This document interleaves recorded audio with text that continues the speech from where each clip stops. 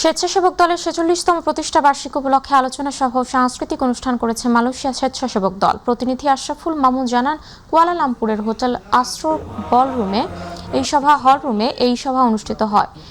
দলের আহ্বায়ক doctor SM. Rahman তনুর সভাপতিত্বে এবং সদস্য সচিব শামসুল আলম হেলাল শিকদারের সঞ্চালনায় অনুষ্ঠানের প্রধান অতিথি ছিলেন স্বেচ্ছাসেবক দল কেন্দ্রীয় নির্বাহী কমিটির সভাপতি এস.এম. জিলানী এমপি। প্রধান বক্তা ছিলেন প্রকৌশলী বাদলুর রহমান খান সহ আর অনেকে।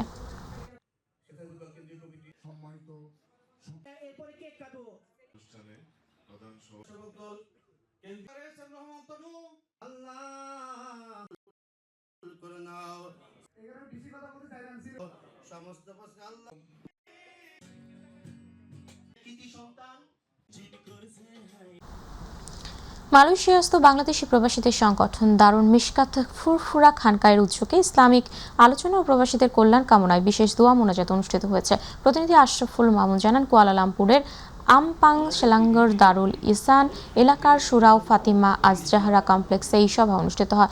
সংগঠনের সভাপতি হাসান এম রেজওয়ানের সভাপতিত্বে প্রধান অতিথি ছিলেন ভারতের ফুরফুরা দরবারের গদ্দিন শিন পীর আল্লামা শাইখুল হাদিস আব্দুল হাই মিশকাত সিদ্দিকী আল কুরাইশি।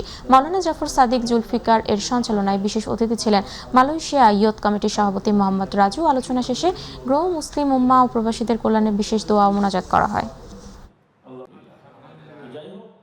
এখন যে কথাটা আমাদেরকে দেখার শিকার সমস্যার সমাধান করে দেন, আমাদের কাজ করে বাংলাদেশের প্রতি সকলকে আল্লাহ আমাদের আমলগুলো কবুল করেন।